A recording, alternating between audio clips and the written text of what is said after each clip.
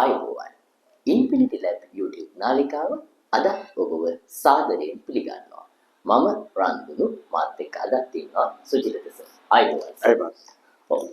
අද අපි මේ ඔබට ඉදිරිපත් කරන්නට සූදානම් වෙන්නේ රසායන විද්‍යාවේ ඉතාමත්ම වැදගත් වෙන ප්‍රායෝගික ක්‍රියාකාරකමක් පිළිබඳව.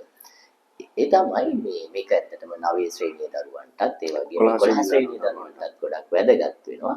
මේ විද්‍යුත් විච්ඡේදනය කියන කොටසෙන්. ඒකෙදි මූලිකව අපි දැනගත යුතු දෙයක් තියෙනවා. මේ සමහර ද්‍රව වර්ග වලින් විදුලිය ගමන් කරනවා. විදුලිය සන්නයනය වෙනවා. සමහර ද්‍රව වර්ග වලින් විදුලිය සන්නයනය වෙන්නේ නැහැ. එතකොට දැන් මේක කොහොමද අපි බලාගන්නේ? විද්‍යාගාරයේදී අපි මේක මේ මොන ද්‍රාවණ වලින් විදුලිය යන්නේ මොන ද්‍රාවණ වලින් විදුලිය යන්නේ නැත්තේ කියලා බලන ක්‍රියාකාරකමක් තියෙනවා. දැන් අපි ඒක ගැන තමයි ඔබව දැනුවත් කරන්න සූදානම් වෙන්නේ. දැන් අපි ගාව තියෙනවා ද්‍රව වර්ග 7ක් තියෙනවානේ. දැන් මගේ මේ පැත්තෙන් මම පටන් ගත්තොත් මෙතන තියෙනවා පානීය ජලය. පානීය ජලය කියන්නේ අපි සාමාන්‍ය බොන එදිනෙදා ජීවිතේ පාවිච්චි කරන ජලය. ඊළඟට තියෙනවා ආශ්‍රිත ජලය. ඒක සමහර ළමයිට දන්නේ නැතුව ඇති ආශ්‍රිත ජලය කියන්නේ මේ සාමාන්‍ය ලිං ජලය, පානීය ජලය ආසවණයට ලක් කරලා සරල ආසවණයට ලක් කරලා ලබා ගන්න ජලය. ඔය දැන් සාමාන්‍ය ව්‍යවහාරයේ බැටරි වතුර කියලා අපි හඳුන්වන්නේ මේ ආශ්‍රිත ජලය තමයි.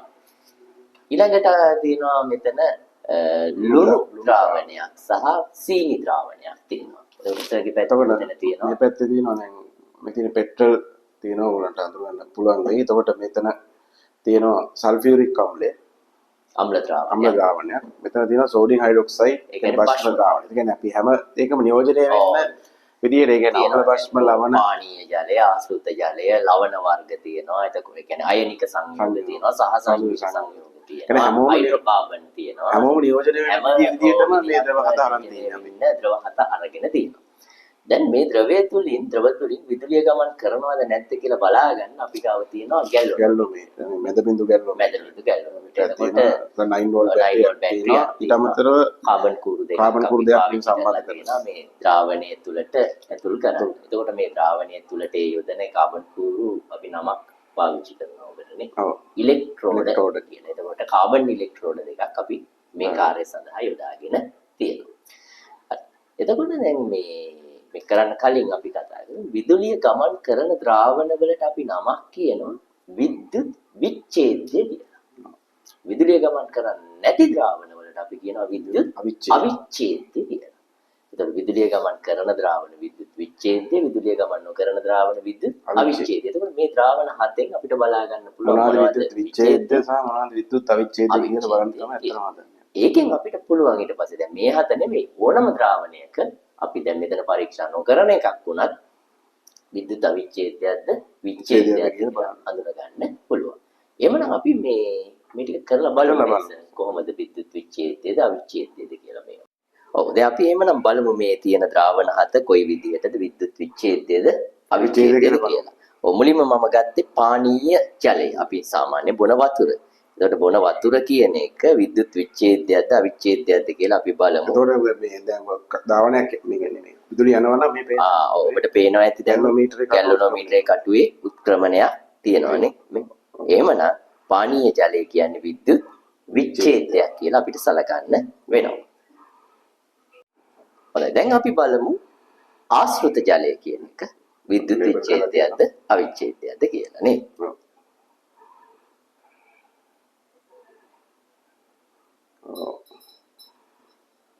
අය පොඩ්ඩක් උඩට අල්ලමු මේ ගැලොමීටර් කටුව පේන බලනවා ගිල්ලා තියෙන්නේ උඩට පේන. එතන පේනවා ඇති. ගිල්ලලා තියෙන්නේ.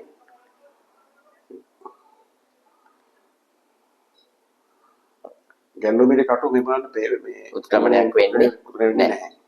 ගැලොනෝමීටර් උත්ක්‍රමණයක් වෙන්නේ නැහැ නේ. එහෙනම් ආශ්‍රිත ජල අපි දැන් වෙන් කරගමු නේ.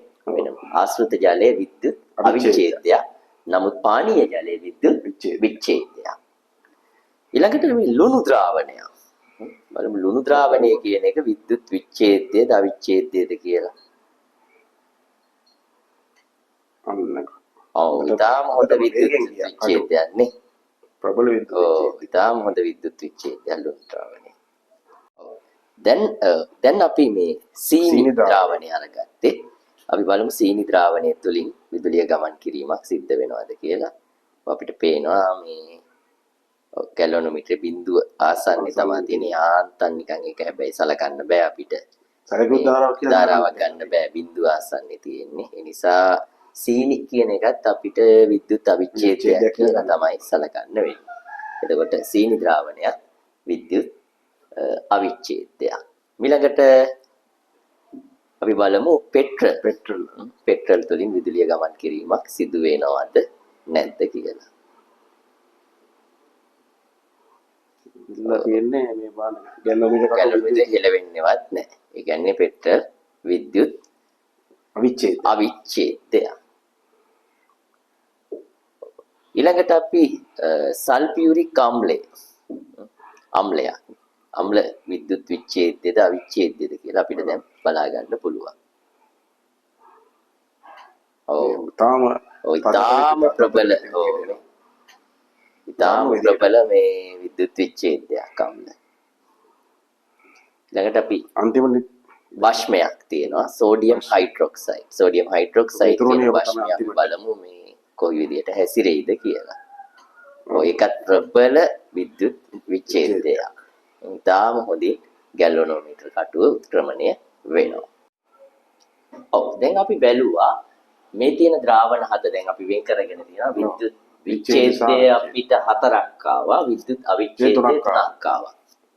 ආශ්‍රිත ජලය, පෙට්‍රල්, සීනි ද්‍රාවණය, විද්‍යුත් අවිච්ඡේදය, පානීය ජලය, ලුණු ද්‍රාවණය, සල්ෆියුරික් අම්ලය, සෝඩියම් හයිඩ්‍රොක්සයිඩ් විද්‍යුත් විච්ඡේදය විදියට අපිට ලැබුණා.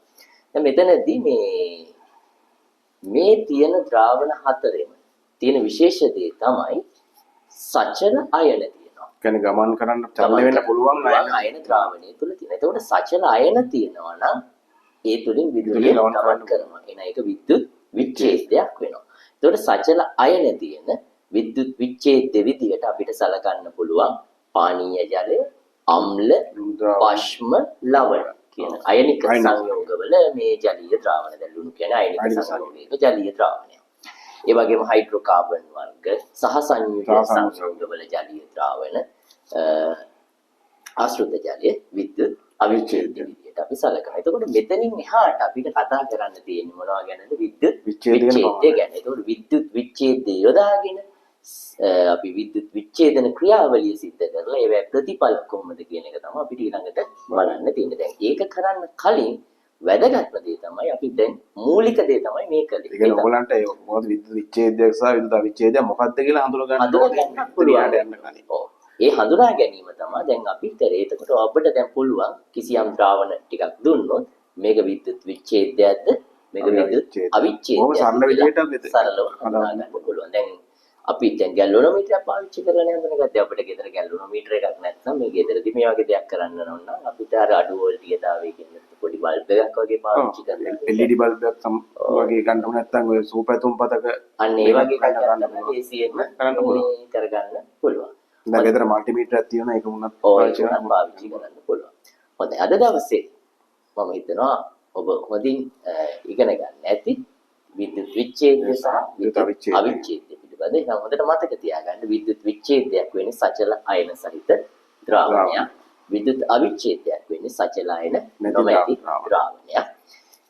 දෙන ලද ද්‍රාවණ කීපයකින් ඔබට විද්‍යුත් විච්ඡේදයක් සහ අවිච්ඡේදයක් වෙන් කර පහසුවෙන් හඳුනා ගැනීමේ හැකියාව අද කරපු ක්‍රියාකාරකමෙන් ලැබෙන්නේ නැති කියලා අපි විශ්වාස කරනවා. එතකොට මේක ඉදිරියට අපි විද්‍යුත් විච්ඡේදන ක්‍රියාවලිය සිද්ධ වෙන ආකාරය අපි ඉදිරි වීඩියෝ වලින් ඔබට ගෙනෙන්න බලාපොරොත්තු වෙනවා.